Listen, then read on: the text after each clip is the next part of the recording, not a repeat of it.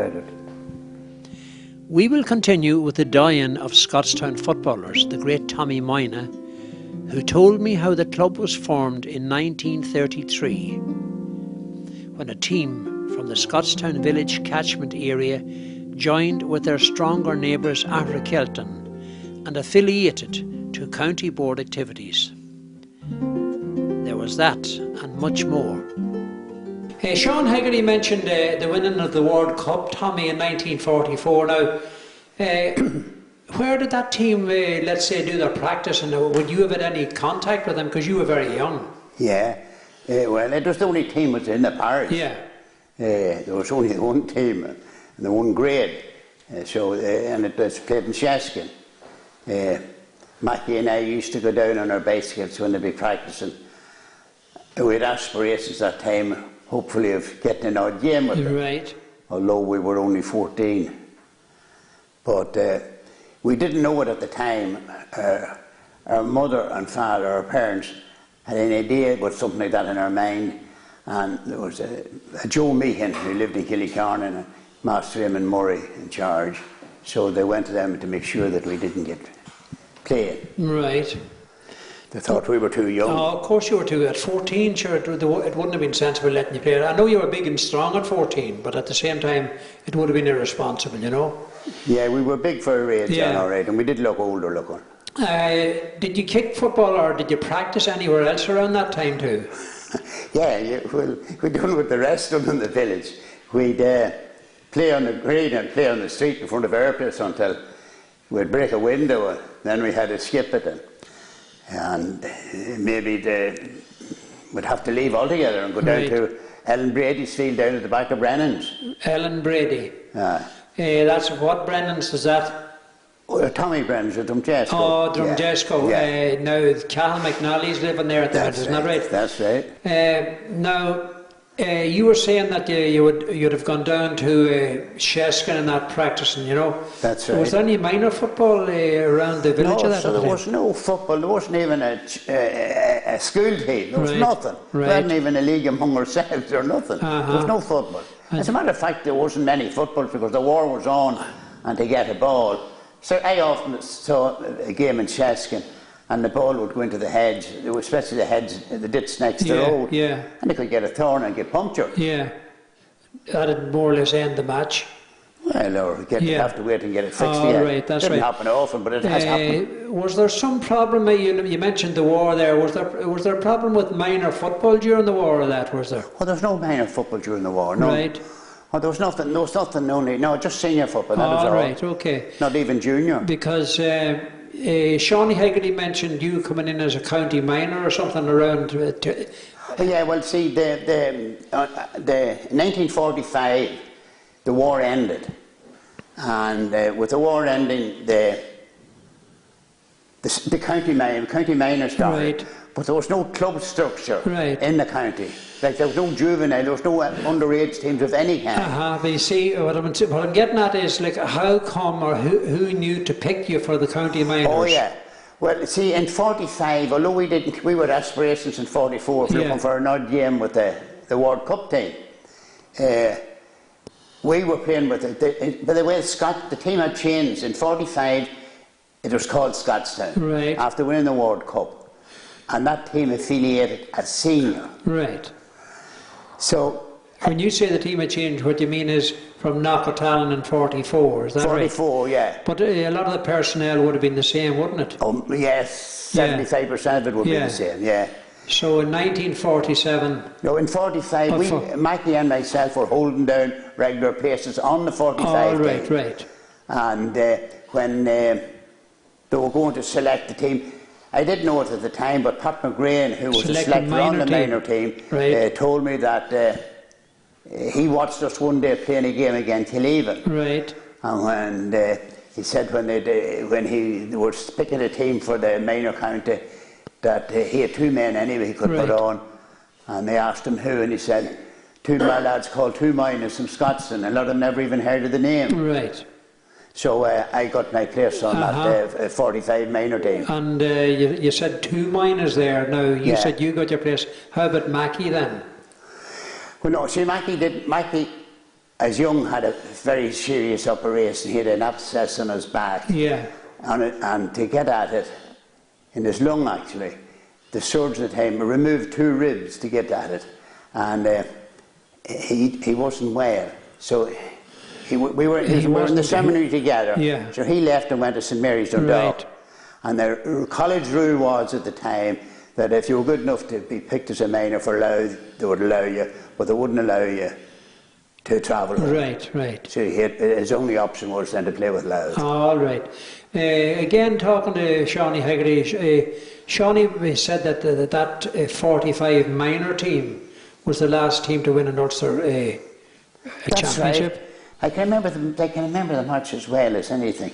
Do you know, the morning of the match, a fellow called Jim Lonergan from Carrickmacross, he was the goalkeeper. Right. He's a doctor now somewhere in England. It'd be grandchildren or grandnephews of his that owns that Shirley Arms in Carrick. We went up and had a couple of ice creams in the Venice Cafe and walked down and put on the rigs and went down and started again. He was the goalkeeper, he had no running to do. Where was this now? In Clonus. Right. Clonus were only opened the year before. All right. That is only the second summer for Clonus Field to be used. But I got the ball. That time the whole team, all the forwards and the midfield joined in the centre of the field for the throw-in. Yeah. And I caught the throw-in and I went hand to toe down the field. The forward started going out and left the place wide open for me. And I got a goal. And that was the goal that won the game. Very lucky. See, the luck again, that's a bit of luck. And you were after coming from the ice cream parlour or something? Yeah. I should have told you also that when I came out after scoring a goal, I vomited the whole ice cream. Right, okay. The ground was getting slippy at that stage. Yeah. Now, I've been reading up a bit about the past generation and footballers and that, Tommy. And I'd be right in saying that 1946 was a special year for you. Yeah, fond memories of 46, yeah. Because I don't say this boastfully, but as a young lad at 15, I was 15 then, I retained my place on the county minors in 46. And the same position, centre field again. But we weren't as successful. We were beaten the Ulster final. Believe it or not, we had 8 players plus Mackie from 45, playing in 46. Right, on the minor but team. the car broke down, coming with some of the South Mon or Mid Monaghan players at the Scots corner. And they never got to Clonus. That's how scarce. Yeah. There was no traffic, there was no lorries. Most of the people done it on bicycles. Right. Or buses or something. I'd rent a bus. So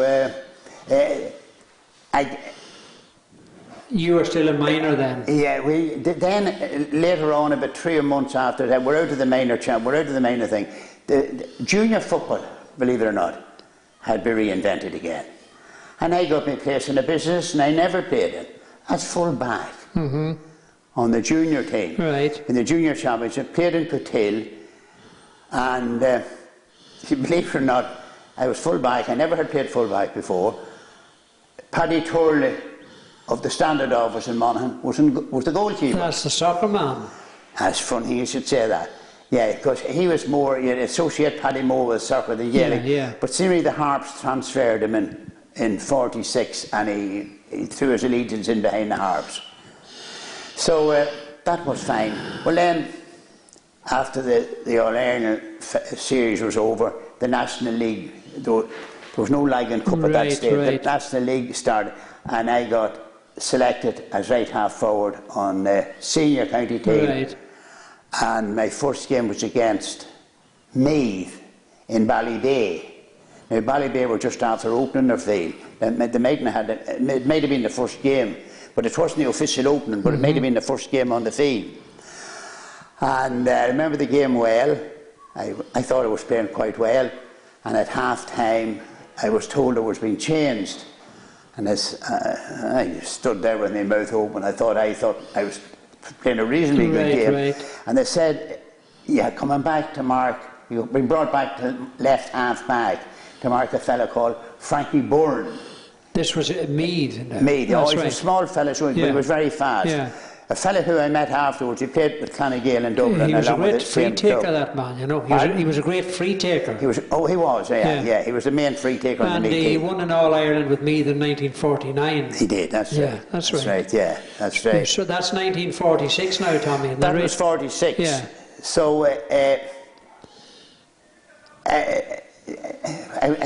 I was very happy, see, insofar as that I had played minor in 45 and played minor again in 46. I should have told you, in 46 we were also selected on Ulster College's team. Oh, right, or in 45 rather. Yeah. When you say we, you mean yourself and Mackie? Myself and Mackie, yeah. I speak in the plural all the time. Right, okay. And Frank Sherry of Sacrinian told me one time, but Frank wasn't a man to follow soccer now or anything, you know? No. He said that that Monaghan nearly lost the Moynas to soccer. Now, I never got any explanation of that story. No. In 46, I was saying that it was a year that I had fond memories of, but it wasn't on account of the soccer that I had the fond memories is that Leo Burns and Mickey Duffy came to me on the last game that we're playing in the league. It was against Longford. Mick Moon drove us over to Longford to play, and he says, Mickey's told me, he says, you know, you've created a record. Say, what record have you created? You have been the youngest and the first Monaghan player to play minor, junior and senior in the 1 year. All right. There were no 21 under underage football that time. But to come back to the story on the soccer. No, see, the war ended in